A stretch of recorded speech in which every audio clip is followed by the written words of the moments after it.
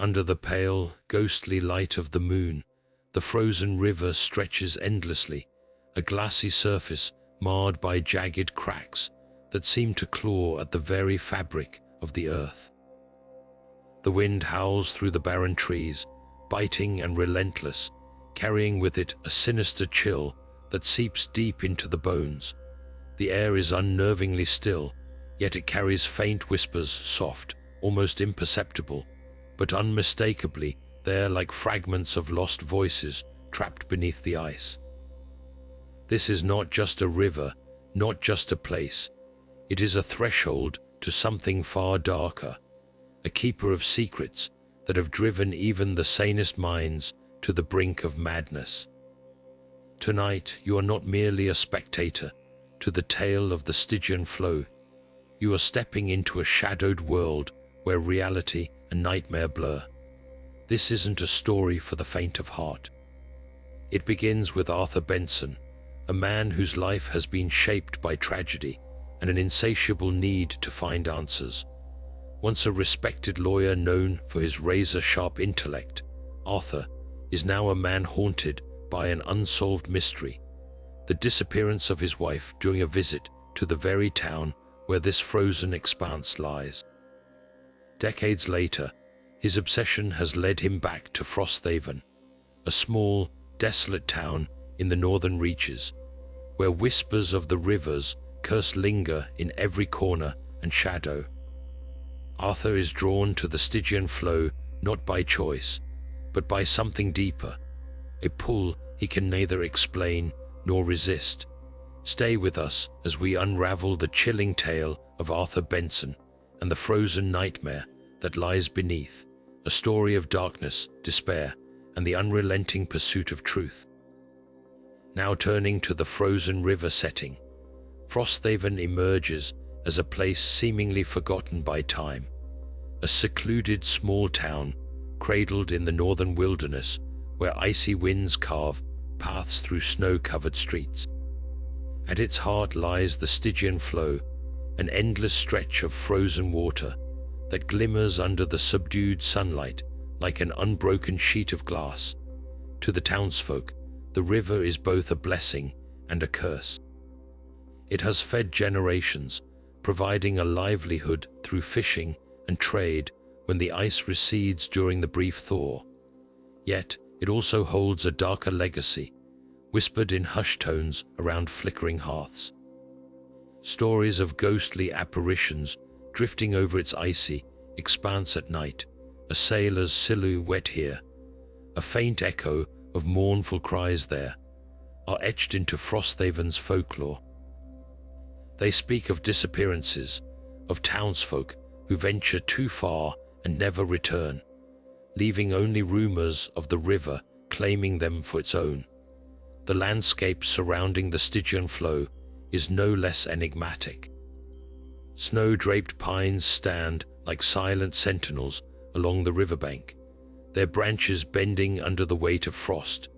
Jagged cliffs loom in the background, their dark faces stark against the pristine white that blankets the town, while a peculiar fog rolls in with an almost unnatural consistency each dusk, muffling sound and swallowing light.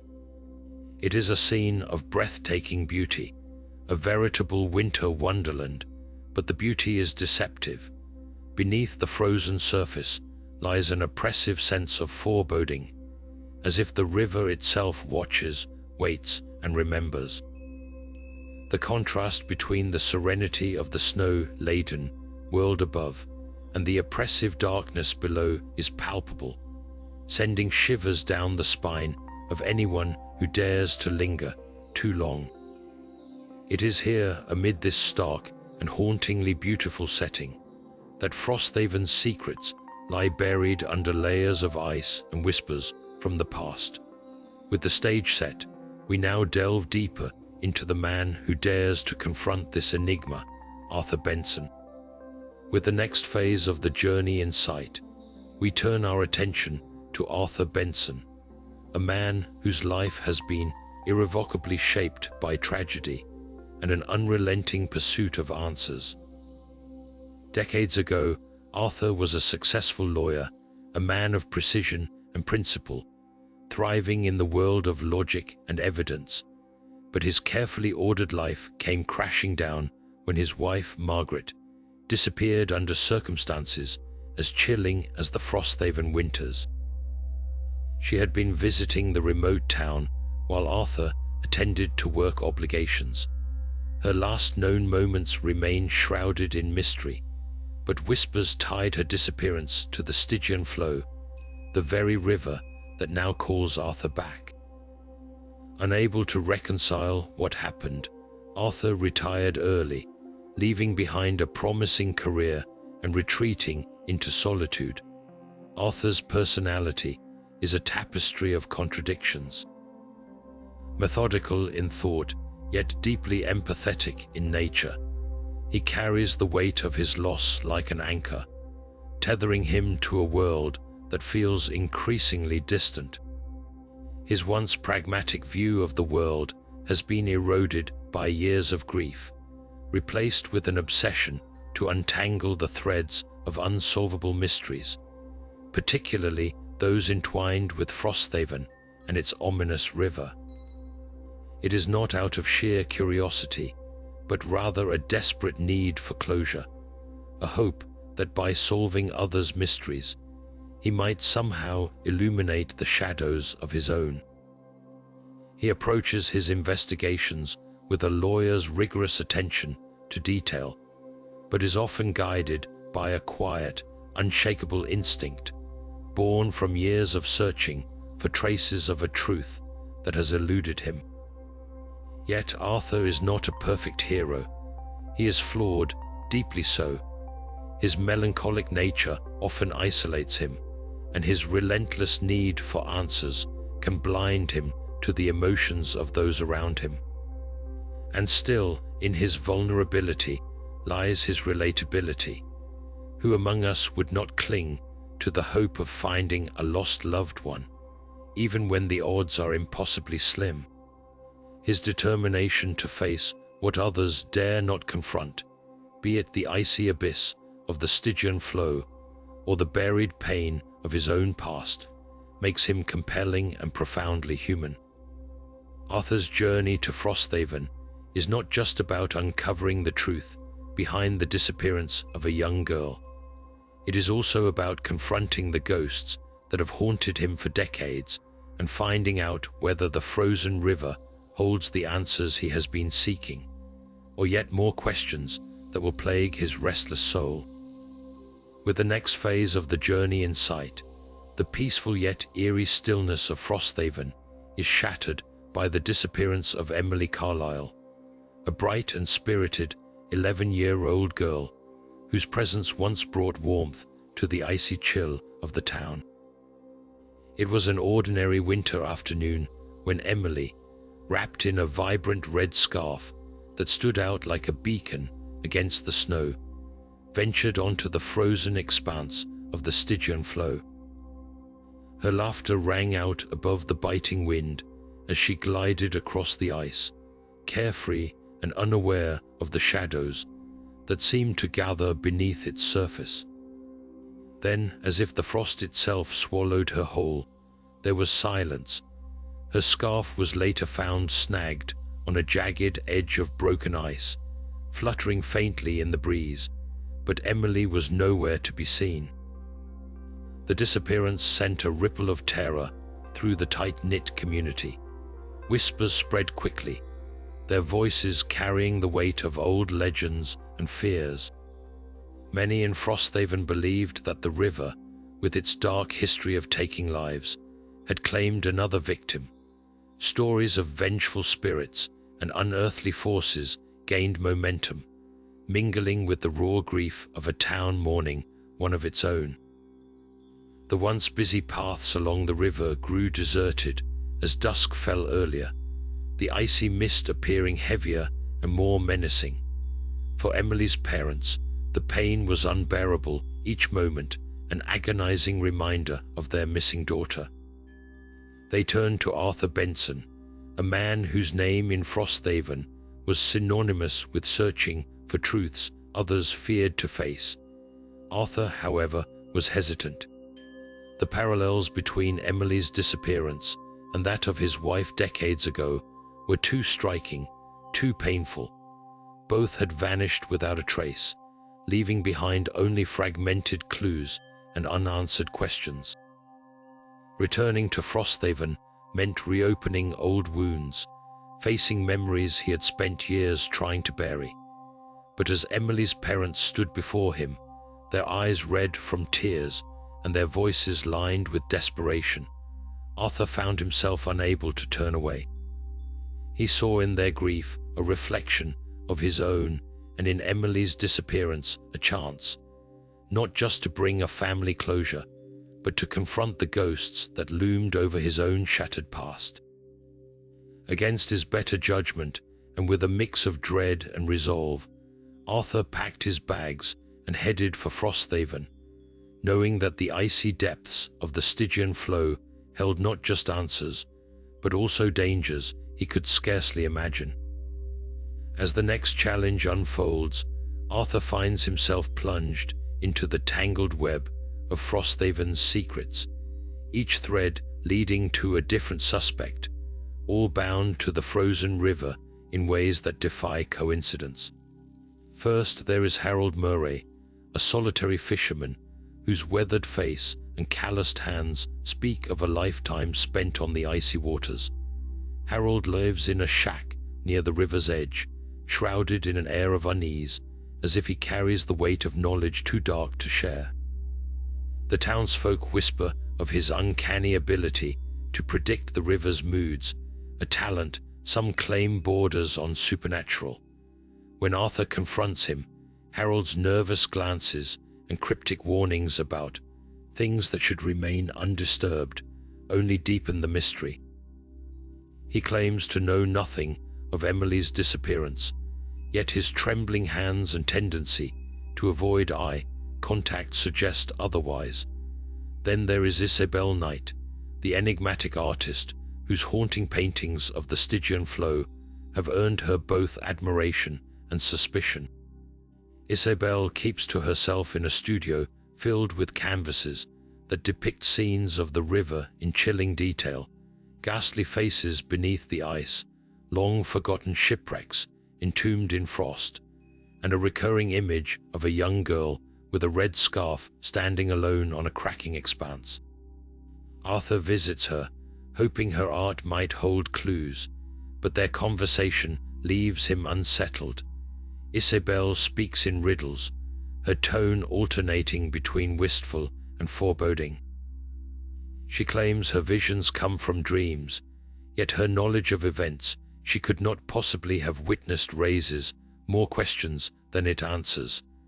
Lastly, there is Margaret Dawes, the innkeeper whose warm smile and kind demeanor mask a history of quiet resentment towards Emily's family.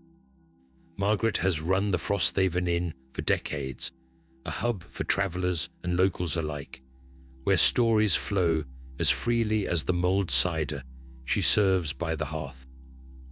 Arthur senses a shift in her tone when the Carlisle name is mentioned, an almost imperceptible tightening of her jaw, a flicker of bitterness in her otherwise gentle eyes. She insists she knows nothing of Emily's fate, yet her evasive answers and the way she lingers too long near the riverbank late at night make her a figure of suspicion. As Arthur delves deeper into their lives, he begins to notice the small inconsistencies in their stories, the unguarded moments that reveal cracks in their facades. Harold mutters to himself in the dead of night, words about debts owed to the ice. Isabel's unfinished painting of Emily, eerily lifelike, seems to change subtly every time Arthur sees it. Margaret avoids questions about her nightly walks, brushing them off as insomnia-driven strolls, yet failing to explain the faint scent of river water that clings to her coat. Each suspect is a puzzle piece, their secrets forming an incomplete picture that drives Arthur closer to the edge of revelation. And as he uncovers these shadows lurking in Frosthaven's heart, he realizes that the answers he seeks may demand a price greater than he is prepared to pay. With the next phase of the journey in sight, Arthur begins to immerse himself in the chilling folklore that grips Frosthaven, stories passed down through generations that blur the line between truth and myth. The townsfolk call them the Ice Whisperers, spectral beings said to haunt the Stygian Flow, their ethereal voices luring unsuspecting souls into the icy depths. Some elders claim these whispers are the cries of those who were claimed by the river, forever bound to its frozen grasp. Legends tell of a pattern. Every 10 years, the river takes someone, a sacrifice demanded by the malevolence that dwells beneath. At first, Arthur dismisses the tales as superstition, the desperate attempts of a fearful community to explain the unexplainable.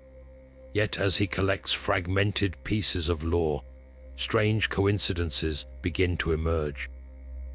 During his investigation, Arthur is shown a collection of carvings etched into the riverbank rocks, symbols rough-hewn yet eerily deliberate.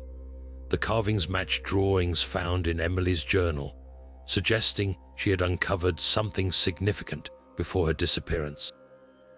One symbol in particular, a spiral enclosed in jagged lines, triggers a forgotten memory of a pendant his wife once wore, a trinket she had purchased during her ill-fated visit to Frosthaven decades ago. Could these symbols be a language of warning, or perhaps a cryptic map leading to answers hidden beneath the ice? Arthur's exploration takes him to the town archives, a dusty room filled with brittle pages and fading photographs. Among them, he uncovers newspaper clippings documenting past disappearances near the river, each one eerily similar to Emily's case. A young boy vanishing while playing too close to the water's edge, a fisherman gone without a trace during a calm winter morning, and a traveler whose belongings were found neatly arranged at the riverbank as if left behind deliberately. In every instance, the whispers of the Ice Whisperers loom large in the accounts, their presence growing more tangible with each retelling. Adding weight to these stories are the footprints Arthur discovers one morning, faint but unmistakable in the snow leading toward the center of the frozen river. The tracks end abruptly, as though their owner had simply vanished. No sign of a struggle, no return path, just silence. They remind him of a particularly grim verse whispered by Margaret Dawes during one of their strained conversations. The ice doesn't just take you, it swallows you whole. Her words resonate more deeply now as Arthur matches the footprints to Emily's boots, mentioned in a description given by her parents. The deeper he dives into Frosthaven's folklore, the more Arthur begins to see connections where others see coincidence. A shadowy figure seen wandering the river at night, the eerie glow beneath the ice reported by those brave or foolish enough to venture out at dusk, and the ever-present whispers that seem to call his name when the wind picks up. Are these phenomena products of an overactive imagination, or is the Stygian Flow more alive than anyone dares to admit? As Arthur pieces together these fragments of stories, symbols, and sightings, he becomes uncomfortably aware that folklore may not be the only explanation for what is happening in Frosthaven. Now he must decide whether these tales are diversions meant to hide a more human hand in Emily's disappearance, or if they are a prelude to the unspeakable truth lurking beneath the frozen river. And with every step closer to the truth, he feels the weight of eyes unseen, watching, waiting, as if the river itself is aware of his intrusion. Now turning to the tangled web of leads that Arthur must navigate, his investigation takes an unexpected turn as whispers of a clandestine cult begin to ripple through Frosthaven. The notion seems absurd at first, another layer of paranoia added to an already superstitious town. Yet as Arthur delves deeper, he uncovers fragmented accounts of secret gatherings held near the river decades ago, shrouded in mystery and fear. Some residents recall seeing hooded figures moving silently through the dense woods under the cover of darkness, their presence always followed by strange occurrences, the sudden breaking of the ice despite sub-zero temperatures, inexplicable lights flickering beneath the frozen surface, and the muted cries of voices that seem to rise from the depths. Could these cryptic meetings be tied to the symbols carved into the riverbank, or the rituals hinted at in Emily's journal? Arthur cannot ignore the possibility. As he questions the townsfolk, their reactions vary from dismissive scoffs to nervous glances that suggest more than they are willing to say. Margaret Dawes, normally so composed, becomes visibly unsettled when Arthur presses her on the subject, muttering something about secrets better left buried before abruptly ending their conversation. Even the reclusive Harold Murray, who had been reluctant to discuss the river's dangers before, grows uncharacteristically solemn when the topic arises.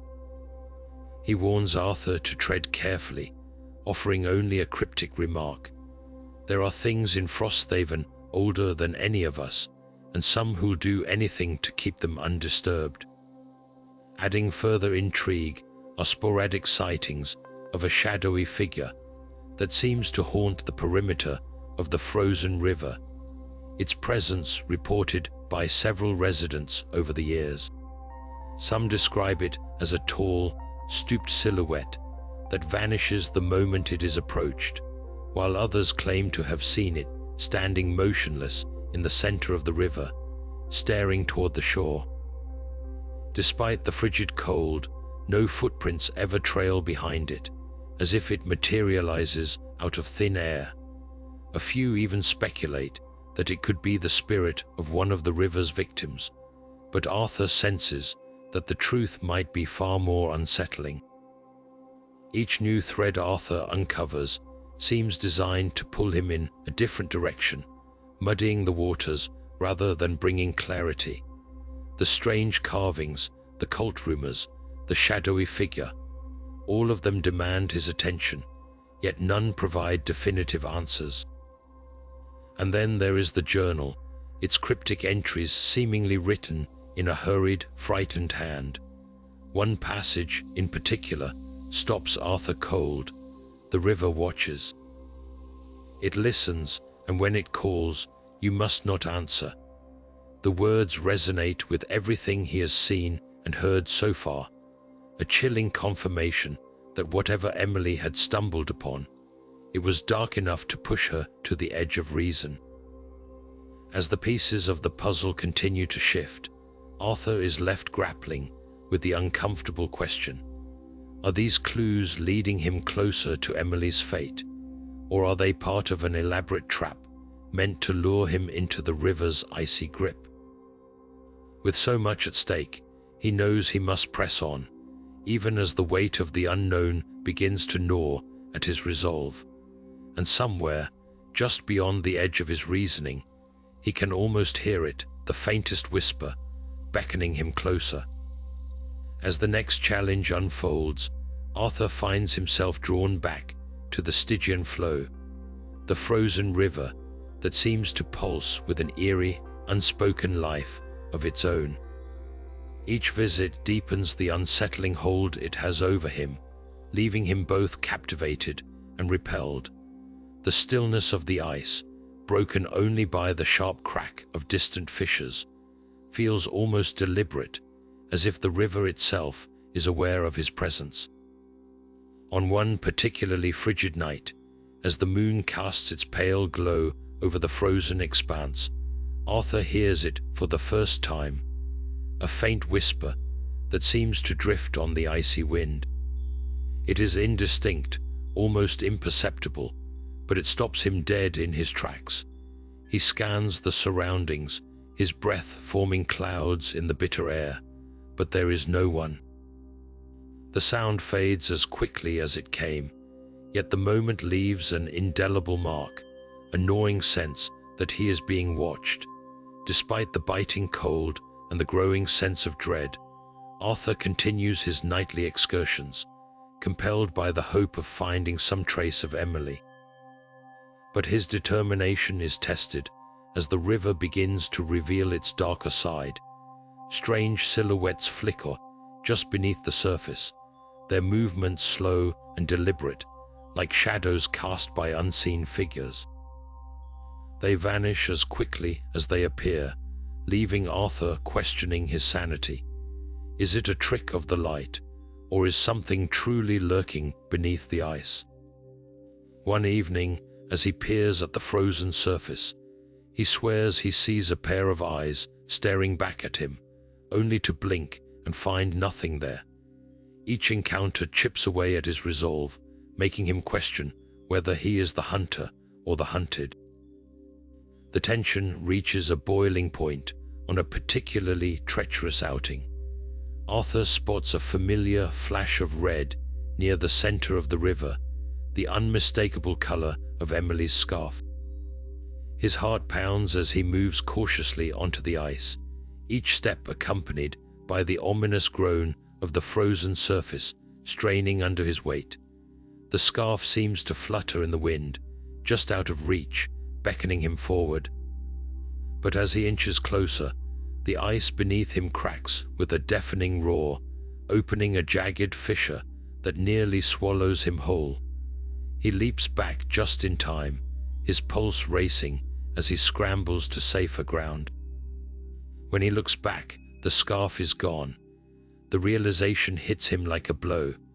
Whether it is a cruel illusion or something far more sinister, the river is toying with him, testing his resolve.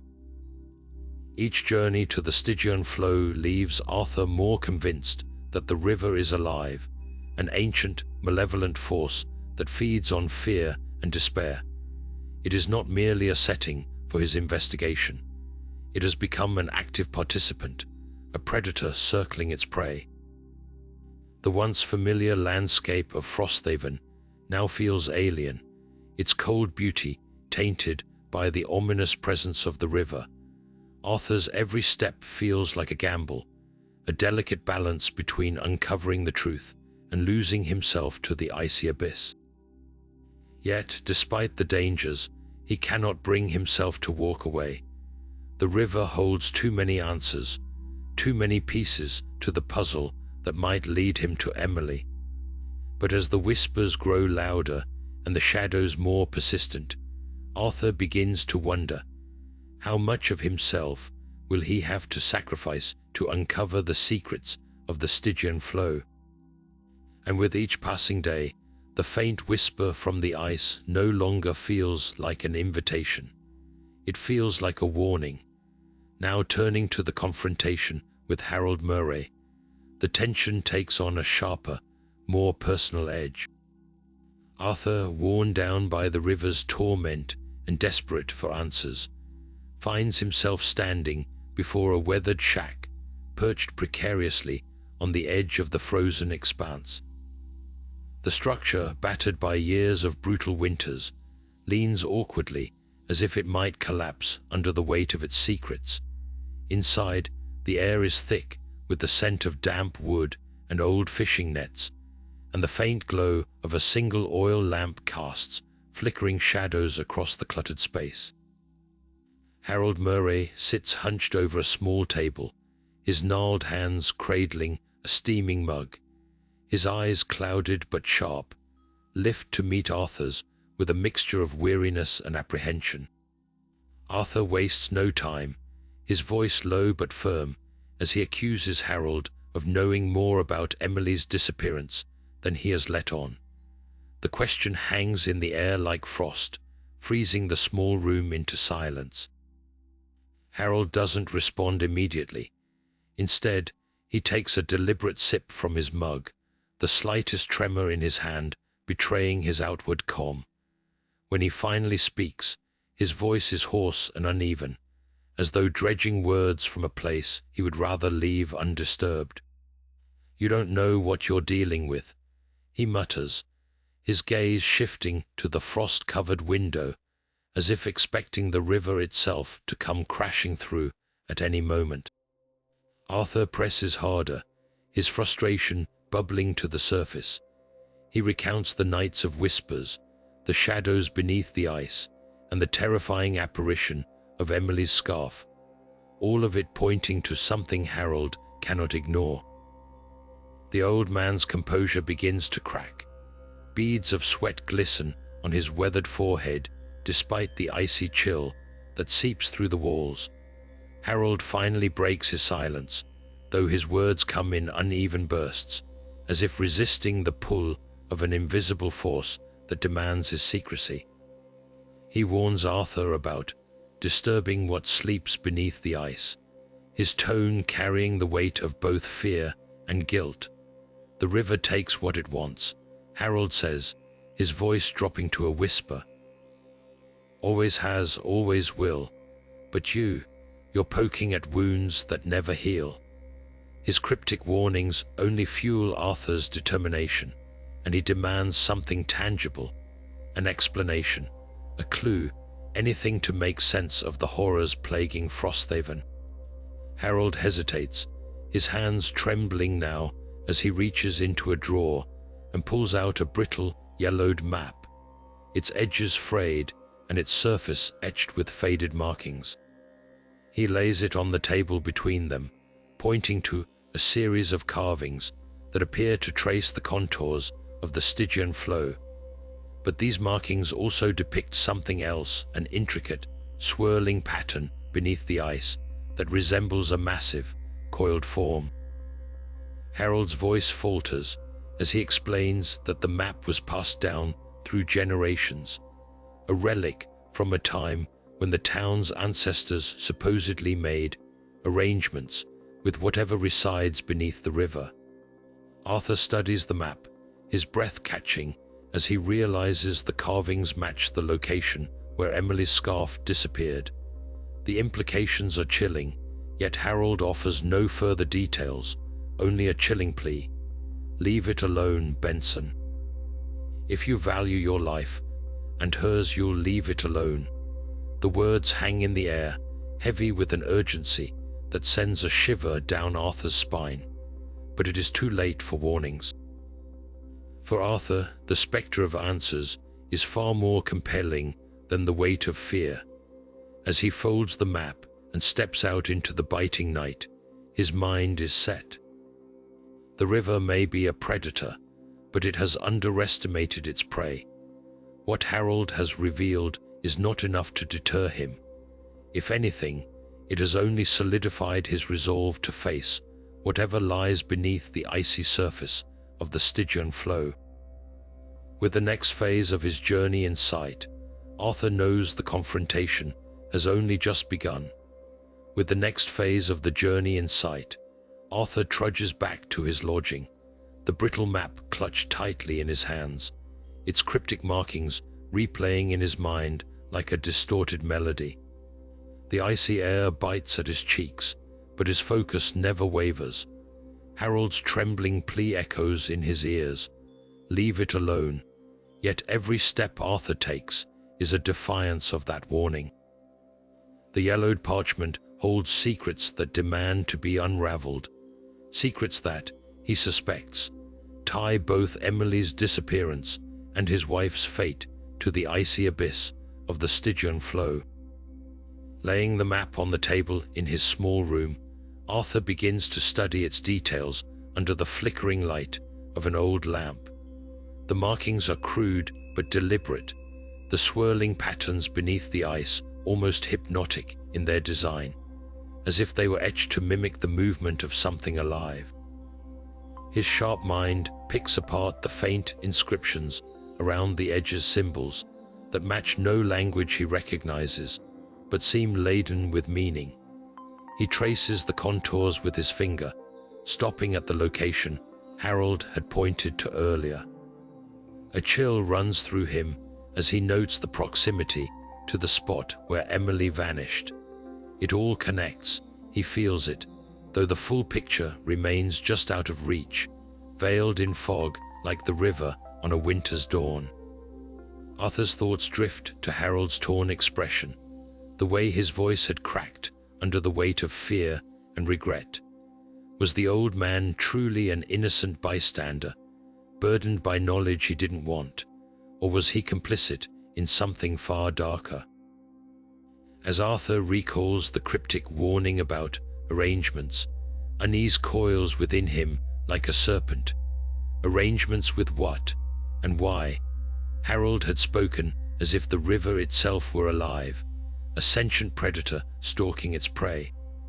The notion seems absurd, yet Arthur cannot ignore the mounting evidence, the strange carvings, the whispers on the wind, the shadows that move beneath the ice.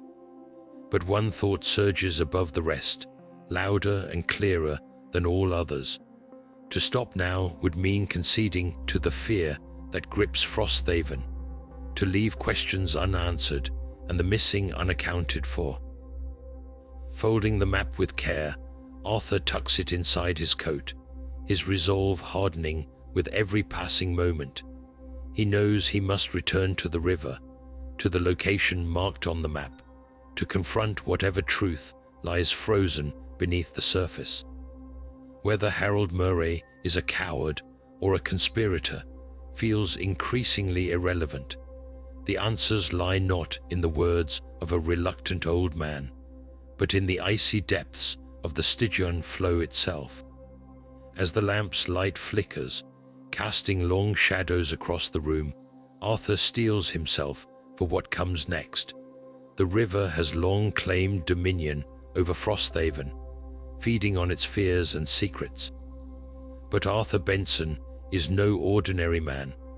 His path is set, his courage unwavering, and the frozen river has yet to reckon with a force as relentless as he. As the next chapter unravels, Arthur's footsteps crunch over the frost-laden ground, his breath hanging in the air like ghostly tendrils. The map has guided him to a place long whispered about in Frosthaven's darker tales, a decrepit chapel that leans precariously on the riverbank, its silhouette jagged against the pale light of a waning moon. The structure feels like a relic from another time, its wooden beams warped and splintering, its windows clouded with frost and time. Pushing open the crooked door, Arthur steps inside, his heart pounding as the hinged rust groans in protest. The air is colder in here, unnaturally so, and a faint, metallic scent lingers, gnawing at his unease. The space is small but suffocating, its interior cloaked in shadows that seem to stretch far beyond the physical constraints of the room. Arthur's sharp eyes scan the scene. Crude symbols are carved into the walls, their shapes eerily similar to the ones on the map. A broken altar sits at the far end, draped in shreds of what appears to be an impossibly aged cloth, the fibers brittle and blackened, as if burned by an unseen flame. But it is what lies scattered across the floor that makes Arthur freeze a collection of items, beads of polished stone, rusted trinkets, and faded photographs. Among them, his breath catches at the unmistakable sight of his wife's face staring back at him from the corner of an old, yellowing portrait. The revelation strikes like a thunderclap. He staggers forward, his mind racing. The photograph is worn but unmistakable, the inscription on its back bearing the year of her disappearance. It is impossible, yet here it lies, as if mocking his years of grief and uncertainty. He kneels to pick it up, his hands trembling, but as his fingers graze its surface, a deeper unease settles over him. The arrangement of artifacts is not random. They form a deliberate, almost ritualistic pattern that converges at a jagged hole in the floorboards, a gaping wound that yawns open to the icy abyss below. Leaning cautiously, Arthur peers into the void, where frost clings like a second skin to the fractured wood. There, faint but unmistakable, he sees symbols identical to those on the map etched into the ice beneath. His pulse quickens. This is no mere chapel. It is a threshold, a gateway to something far older and far more sinister than anything he had imagined. His mind races back to Harold's ramblings, the warnings about arrangements. This place is no shrine of worship. It is a site of appeasement, a place where the townsfolk once tried to barter their safety.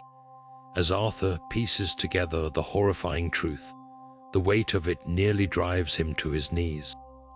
The river's curse was no accident of nature.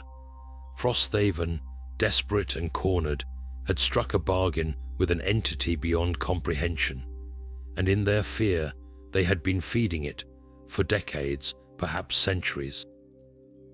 The missing townsfolk, Emily, his wife, they were not random victims. They were offerings, sacrifices to keep the rest of Frosthaven safe. The question that burns now in Arthur's mind is one he can barely stomach. Was his wife chosen, or did she wander too close to the truth, like himself? The walls seem to close in as this revelation consumes him. The chapel creaks under the weight of its dark history, the wind outside howling like mournful spirits. Arthur's resolve hardens as he stands, clutching the photograph to his chest. He knows what he must do. To walk away now would mean leaving the river to claim more lives, to let its shadow stretch endlessly over Frosthaven. But to confront whatever lies beneath the ice means stepping into the lair of a predator, a force that has fed on human fear and despair for generations. With a final glance at the twisted remnants of the chapel, Arthur steels himself. The lines between the past and the present blur, the river's whispers now deafening in his mind. He steps outside, the cold biting harder than ever, but he no longer feels it. His path is clear, and the Stygian Flow awaits. As the next phase of the journey unfolds, Arthur steps onto the frozen expanse of the Stygian Flow under the shroud of night. The moon's wan light casts an eerie glow over the ice, illuminating the jagged patterns of frost that seem to pulse with an unnatural energy. Each step he takes is deliberate, the groan of the ice beneath his boots sending shivers up his spine. The river feels alive, its surface writhing with faint shadows that dart just beyond his vision. His breath clouds the air in shallow puffs as he clutches a coil of rope and the old map, his lifeline in this unearthly pursuit. The world around him grows unnervingly still. The only sounds his footsteps and the faint, mournful wail of the wind. But then, the silence is broken by whispers. Faint and fragmented, they seep into his mind like tendrils of smoke, their words indistinct but heavy with malice. Arthur's resolve does not waver. With each step, he moves closer to the center of the river, where the ice is visibly thinner, its surface webbed with cracks that glint like fractured glass. Suddenly, a deafening crack splits the air, and the ice beneath him trembles. He freezes, his heart hammering, as ghostly forms rise like mist from the frost itself, pale, translucent figures with hollow eyes that seem to stare directly into his soul. Arthur steadies himself, focusing on the map in his gloved hands. The symbols guide him forward, but the shadows grow bolder, swirling around him in a ghastly dance. One figure, a woman with sorrow etched into her face, reaches toward him, her touch like a blade of ice slicing through his skin. He steps back instinctively, nearly losing his balance as the ice beneath him groans in protest. Every instinct screams at him to turn back, but he presses on, driven by the faint hope of finding Emily and ending the river's curse. Finally, he reaches the fissure, the jagged black maw, that splits the ice like a wound. This is the gateway Harold's map foretold, the entrance to the abyss where the truth, and perhaps Emily, lies hidden. Securing the rope to a nearby frost-bitten boulder, Arthur lowers himself into the darkness. The descent is slow and suffocating, the narrow passage squeezing the breath from his lungs as the freezing air wraps around him. As his boots hit solid ground, he finds himself in an underwater cavern illuminated by an otherworldly, bluish glow that seems to emanate from the walls themselves. The ice here is thick and ancient, its surface etched with more of the symbols from the map, but these carvings pulse faintly, as though alive. At the heart of the cavern lies a dark pool, its surface unnaturally still, radiating a malevolent presence that makes Arthur's skin crawl. And then he sees her. Emily lies crumpled on the icy floor, her form pale and unmoving, but unmistakably human. Rushing to her side, he checks for a pulse, his fingers trembling. Relief washes over him as he feels the faintest flicker of life. But before he can act further, the cavern itself seems to awaken. The pool churns violently, and from its depths rises the source of the town's nightmares, a towering entity of frost and shadow, its form ever shifting, its eyes glowing with an ancient, insatiable hunger. The air crackles with an oppressive energy as it looms over Arthur, its presence pressing against his very soul. Arthur instinctively grabs a shard of jagged ice from the ground, his mind racing. He recalls the symbols, the rituals, the desperate attempts of Frosthaven's forebears to bargain with this monstrosity. But unlike them, he does not come to appease. He comes to fight. With swift precision, he carves one of the symbols into the ice at his feet, focusing on the patterns Harold's map had revealed. The creature recoils slightly, its movements faltering, but its rage intensifies. It lunges toward him, its shadowy form engulfing the cavern in darkness. Arthur, fueled by a mix of terror and determination, completes the pattern, slamming his makeshift tool into the frozen ground. The cavern erupts in a blinding flash of light, the symbols glowing with an intensity that forces the entity to retreat. Its anguished roar shakes the very walls, but it cannot break the seal Arthur has created. The ancient force is driven back into the dark pool, its form dissolving into the icy depths. As the light dims, the cavern grows eerily quiet once more. Wasting no time, Arthur hoists Emily over his shoulder and begins the grueling ascent back to the surface. The rope strains under their combined weight, and the ice above creaks ominously, but his determination holds firm. Breaking through to the surface, Arthur collapses onto the frozen river, gasping for air. Emily stirs weakly, her eyes fluttering open for a brief moment before closing again, but it is enough to confirm that she is alive. The whispers that once haunted the ice are gone, replaced by a stillness that feels almost peaceful. Arthur knows the fight is not over. The entity may have been sealed, but its presence still lingers faintly. Yet for now he has won. Clutching Emily tightly, he begins the long trek back to Frosthaven, the icy abyss behind him finally silenced, for now. As the sun rises on the next chapter, Frosthaven begins to stir with whispers of Arthur's return. The once menacing expanse of the frozen river, the Stygian Flow, now appears strangely serene under the pale morning light. For the first time in decades, the ice seems still, no longer whispering its haunting secrets to the wind. As Arthur carries Emily into the heart of the town, the weary townsfolk gather, their expressions a conflicted mix of relief and unease. The sight of Emily alive brings gasps of hope, but the weight of Arthur's silence, his face pale and shadowed by exhaustion, leaves many questions unspoken. Some in Frosthaven dare to believe that Arthur has broken the curse, that his bravery has sealed the malevolent force beneath the ice forever. They send quiet prayers of gratitude to whatever powers might have intervened. Yet others remain hesitant, their gazes flickering warily toward the river, fearing it merely slumbers, waiting for its next victim.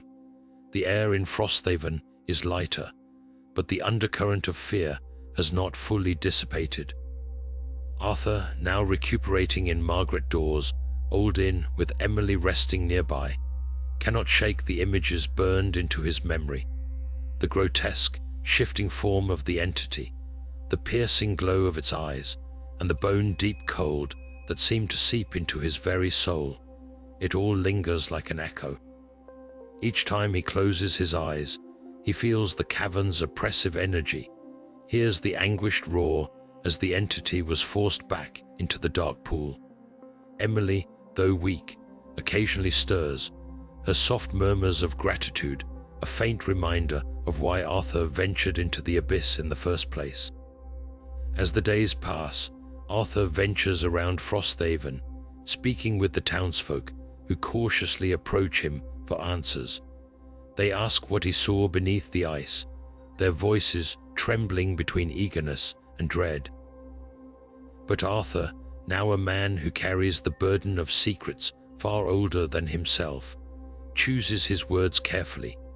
He offers little more than vague reassurances, unwilling to ignite either false hope or further panic. Harold Murray watches quietly from his shack near the river's edge, his eyes clouded with a mix of guilt and curiosity. The artist Isabel Knight, whose eerie paintings eerily predicted some of what Arthur witnessed, sits sketching a brighter Frosthaven, though her works still carry shadows at their edges. And then there is Arthur himself. Though Emily's rescue has given him a sense of purpose and a fleeting moment of peace, his heart remains heavy. Standing alone on the banks of the Stygian Flow one crisp evening, he studies the ice, now devoid of the malevolent whispers that once plagued it. Yet something in its stillness feels almost too quiet, as though the river simply waits, biding its time. Arthur's thoughts drift to his wife, to the unanswered questions that still haunt him, to the centuries of rituals and sacrifices that shaped Frosthaven's dark history. Has he truly ended the nightmare, or merely delayed its return? As he turns to leave, he catches a faint sound, a whisper barely audible over the gentle winter breeze. It freezes him in place for a moment, his breath hitching, but when he looks back at the river, there is nothing. Shaking his head, he walks away, his footsteps crunching softly in the snow.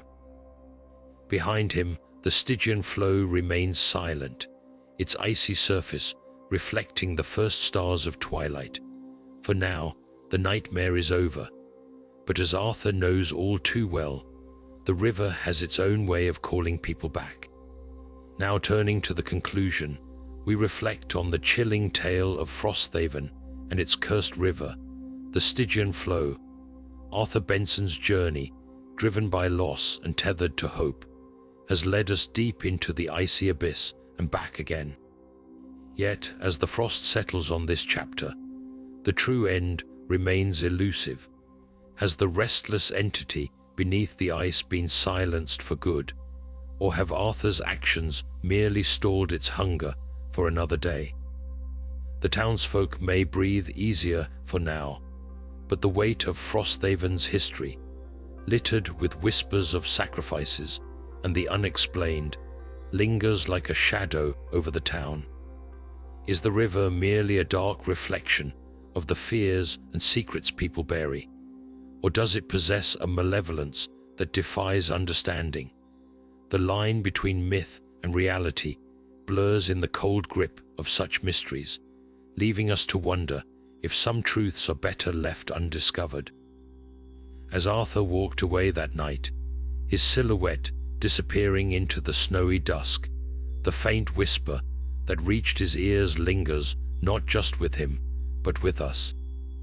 A whisper that calls not just to him, but to anyone who dares stand by the frozen river's edge. So, where do we draw the line between bravery and folly, between seeking closure and awakening something best left asleep? Are there forces in this world that thrive in our ignorance, waiting, watching beneath the surface, as the stars reflect silently on the Stygian Flow's icy expanse? The question remains, is the nightmare truly over, or has it just begun? Thank you for joining us on this haunting journey into the shadows of Frosthaven. If you found yourself captivated by the icy depths of this tale, we invite you to share your thoughts below. Don't forget to like this video, subscribe to our channel for more dark and mysterious bedtime stories, and hit that notification bell so you'll never miss a new chilling tale. Until next time, sleep tight and remember, some rivers hold secrets that even the bravest should fear to uncover.